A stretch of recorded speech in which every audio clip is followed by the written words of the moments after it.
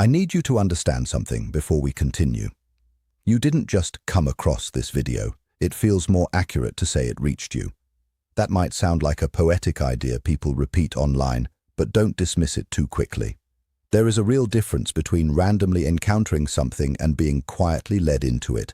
And what's happening here right now with you watching these words doesn't feel accidental in the usual sense. Not just timing, not just recommendation systems, something more exact than that. And somewhere beneath the surface of your day, you probably already felt it the moment you saw the title. Not simple curiosity, something softer, deeper, harder to explain. Recognition. Like reading a sentence you once wrote in another version of yourself and had completely forgotten. There is something you've been carrying lately. Not the kind of weight that shows on your face or in your posture. Not the kind others easily notice or respond to. It's quieter than that. It sits behind the chest, constant and unspoken. So familiar now that you almost normalize it. But it shows itself in specific moments. In the morning before the day fully starts. In the silence between tasks when distractions briefly disappear. In those small gaps where you are left alone with yourself and there is no noise to soften what you feel. It shows up when someone asks how you are and you answer, "I'm fine," even though what you actually feel is far more layered than that word can hold. And the honest truth, the one you haven't really said out loud, is that you are tired. Not broken, not weak, not collapsing, just tired. And that distinction matters more than you realize, because the story you've been attaching to that exhaustion is not the full truth about you. Not even close. You have still been moving, still showing up in ways that no one notices. In the small decisions that don't get acknowledged. The message you didn't send. The morning you got up even though staying in bed would have been easier. The moments you stayed with your own emotions instead of escaping them. The times you resisted distraction and allowed silence to exist without immediately filling it. Even when it felt heavy, even when it felt invisible, even when it felt like nothing was changing. That is not small progress, that is real inner effort. And it matters more than anything that gets seen publicly. And the part of you that feels exhausted right now is not the part that is failing. It is the part that has been holding too much for too long without enough relief. And even when it didn't feel like it, that effort has been noticed by life itself. Welcome to this space. I am speaking to you like a friend. And what we are really talking about here is something deeper than coincidence. We often think of messages like this as random content. But there is another way to understand it. A deeper psychological lens. One that Carl Jung spent much of his life pointing toward without reducing it into simple explanations.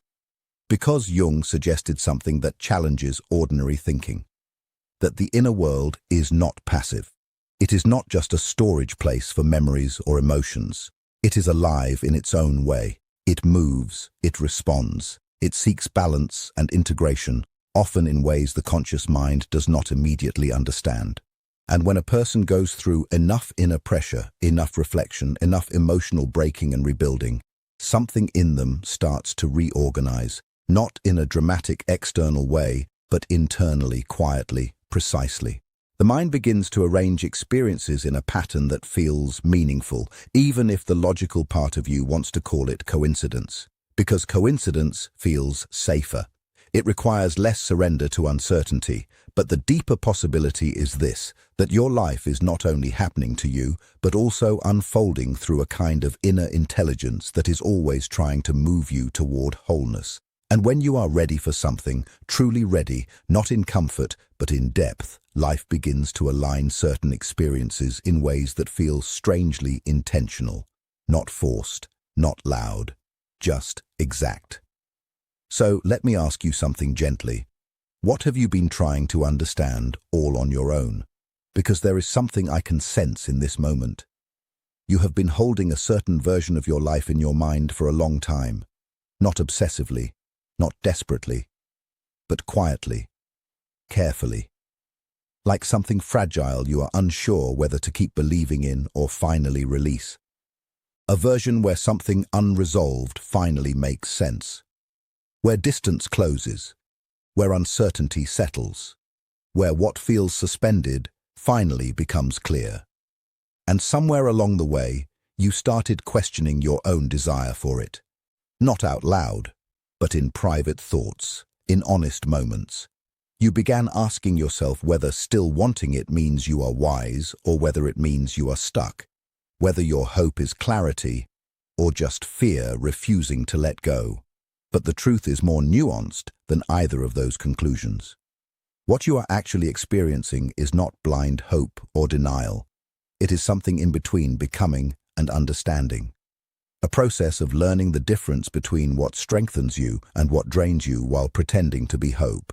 And that process is rarely clean. It doesn't arrive with certainty. It comes with confusion, with back and forth moments, with days where you think you've moved on, and then moments where everything returns again. From the inside, it doesn't feel like growth. It feels like being paused between two directions.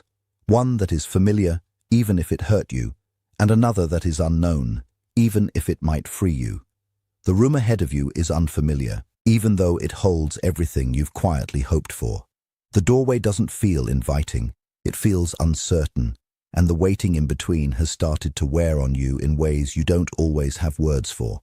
Still, you keep moving toward it, day by day, step by step, with no guarantees and no visible reward for the effort you're putting in right now. Jung referred to something like this as the transcendent function, a psychological process where opposing inner forces begin to form something entirely new, not one side defeating the other, not a compromise that weakens both, but a third reality that could not exist without the tension between them, what you want and what you fear, who you were and who you are becoming. The past you are still emotionally connected to and the future that keeps pulling at your attention. All of it begins to interact inside you until something new slowly takes shape. But this doesn't happen on command. It doesn't respond to timelines or certainty or readiness. It doesn't arrive when everything feels clear and organized. It arrives when enough of the old inner structure has loosened, when what once held you together begins to soften enough to allow something new to form. And that part, the loosening, is exactly what often feels like nothing is happening. In reality, it is the threshold. The pressure you feel is not proof that something is ending. It is the internal strain of something trying to take form. You are not stuck. You are in the middle of becoming. And becoming is one of the most disorienting experiences a person can go through because you are no longer fully who you were, but you are not yet settled into who you are becoming. Most of the time, you are required to live your life from that in-between space, without clarity, without confirmation, without a map. That space is not a mistake. It is not a delay. It is not evidence that something is wrong with your path. It is the process. From the outside, nothing dramatic looks like it's happening. You still function, you still respond, you still meet responsibilities, have conversations and move through the day in ways that appear normal. But underneath that surface, something far more significant is taking place, a full internal restructuring of how you see yourself, what you tolerate, what you value, what you call love, and what you are no longer willing to carry. And that kind of reorganization is quiet. It doesn't announce itself, but it changes everything. Right now, you are inside that shift. And then there is the person you've been thinking about. The one who exists in a very specific place in your memory and your body, not constantly, but in waves. In moments that don't seem logically connected to anything, yet suddenly they appear. A song, a light in a room, a phrase someone says that carries an old echo. And in those moments, something in you opens briefly, as if a part of you remembers something the rest of you has been trying to organize and understand. They are part of this experience too, but not in the way your mind may try to make them the center of it. They are also moving through their own internal process, even if it looks different from yours on the surface. A process shaped by their own resistance, their own awareness, and the distance between who they have been and who they are being asked to become. That gap is not easy for anyone to face. It doesn't close through distraction or avoidance. It closes through honesty, through inner confrontation, through moments of recognition that can't be unseen. And somewhere in that inner space, What they experienced with you still exists, not as something active, but as something imprinted, something real enough that it didn't simply disappear when the connection changed form. But this is not about placing your life on hold. It is not about waiting for someone else to arrive at an understanding before you continue your own journey. That would miss the entire point. What matters is this: the version of you that is emerging right now, the one being shaped in silence, in effort no one sees, in moments where you choose yourself without applause. That version is not waiting for anything external to validate her existence. She is the foundation. Because the kind of love that is real does not require you to shrink, translate yourself, or constantly question your worth. It does not depend on performance or emotional exhaustion. It meets you where you are fully present, not where you are trying to be accepted. And you are closer to that version of yourself than it often feels like you are. In fact, the very reason it feels distant is because real transformation rarely feels like progress while it is happening. It often feels like confusion, like stillness, like being paused between two versions of life. Jung observed that meaningful psychological change almost always begins this way, not with clarity, but with tension. A build-up that the conscious mind misinterprets as failure, when in reality it is preparation. The cocoon does not feel like progress while you are inside it. It feels like limitation, like waiting, like uncertainty with no visible outcome. But something is forming inside that pressure. And one day, from the other side of it, you will understand that nothing was wasted, not the waiting, not the confusion, not the silence, not even the moments you doubted whether anything was changing at all. It was all part of becoming what you are now in the process of being. When you are finally able to look back on this chapter, you'll understand what it was quietly preparing you for. But I don't want you to wait for that clarity to arrive in hindsight. I want you to trust something now, while you are still inside it. Trust that the quiet effort you've been making hasn't disappeared into nothing. It hasn't been wasted or ignored by life. The days you chose to show up for yourself when no one was watching, when there was no applause, no validation, no immediate reward, those moments mattered more than you realize. Even when it felt small, even when it felt invisible, it was building something steady inside you, something real, something that is not finished yet, but is no longer fragile either. And there is something I need to say carefully about the person you've been thinking about, because it is easy to misunderstand this part.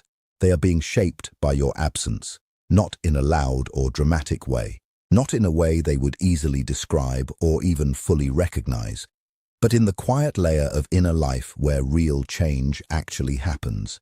The part beneath awareness. The part people only notice later, when something in them has already shifted. The version of you they carry is not frozen in time. It is active in their memory. It moves with them. It reflects back questions they may not want to answer, but cannot fully avoid either. In ordinary moments, without warning, something about that connection resurfaces, not as a story they tell, but as a presence that quietly asks something of them. Who are you becoming? Are you choosing your life consciously, or just repeating what felt safest when you were unsure? Are you living in alignment with what is true for you, or what is easiest to maintain?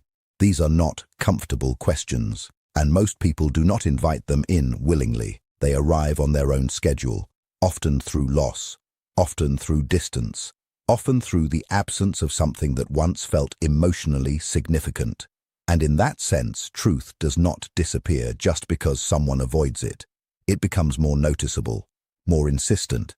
It rises in proportion to how long it has been ignored. But none of that is your responsibility to carry. What matters most here is this: your healing cannot be structured around someone else's timeline. Your becoming cannot be paused in anticipation of another person's clarity. That is not emotional advice. It is simply how inner development works. The self that is trying to emerge in you, the more grounded, honest, fully formed version of who you are, cannot grow while it is still emotionally organized around waiting. It needs your attention, your presence, your willingness to stop living as a supporting role in someone else's unfolding story and begin living as the central point of your own. And something important happens when you do that. You don't make yourself distant from love, you make yourself available to a healthier version of it. You don't become unavailable, you become aligned. The more you return to yourself, the more you become someone who can actually be met, not just pursued or misunderstood. You are not losing love by healing. You are shaping the conditions where real love can finally exist without distortion. And I want you to understand this gently. There is a version of your life that does come together. Not because everything is guaranteed, but because you are no longer moving through life unconsciously. You are no longer abandoning yourself to maintain emotional uncertainty. You are beginning to live from something more honest. That kind of shift changes what becomes possible around you. Now I want to speak to the part of you that doesn't feel strong right now, the part that shows up at night when everything is quiet, the part that replays decisions, questions timing, and wonders if you have already given too much of yourself to something uncertain, the part that fears your depth is the reason things haven't worked out the way you hoped. Hear this clearly. Your depth is not the problem. It has never been the problem. The ability to feel deeply, to care fully, to attach sincerely, that is not a flaw in you. It is not something to reduce or question. It is a capacity. And like any real capacity, it only becomes meaningful in the right environment. The issue has never been your capacity to feel. It has been where and how that feeling was received. And believing that you need to become less in order to be chosen is the only real misdirection you need to release. Because the right kind of connection is not intimidated by depth. It is responsive to it. It recognizes it. It meets it without fear. Before this ends, I want to bring your attention back to where you actually are. You are at a threshold, not an ending, even though it may have felt like a series of endings. Not a collapse, even though there have been moments that felt like losing your footing. A threshold, the kind that only appears after something old inside you has already begun to loosen. And thresholds rarely announce themselves. They do not arrive with clarity or certainty. They don't feel like arrival at all. They often feel like in-between space, like standing in a hallway where one door has already closed behind you, but the next one has not yet revealed itself. And crossing it does not happen in one dramatic moment. It happens quietly. In small shifts, in subtle decisions, in mornings where something inside you feels slightly less heavy than it did before, in conversations where you respond differently, in pauses where you no longer abandon yourself automatically, in the moments where you almost return to old patterns, but something softer inside you says, "Not this time," even if you don't fully know what comes next instead. It happens in the way you stop explaining yourself so quickly, in the way you begin to notice your own needs before you dismiss them, in the way silence no longer feels like emptiness, but like space where something new might form. Then slowly, without spectacle, without announcement, life begins to reorganize around the version of you that is no longer negotiating your worth. And this reorganization is not always comfortable. In fact, it can feel disorienting. Because what you are used to is not just pain, it is familiarity. Even what hurt you once had structure, rhythm, predictability. And when that begins to dissolve, there is a strange emptiness that follows. Not because you are losing yourself, but because you are no longer willing to live as a reduced version of yourself. There are moments when you might question it.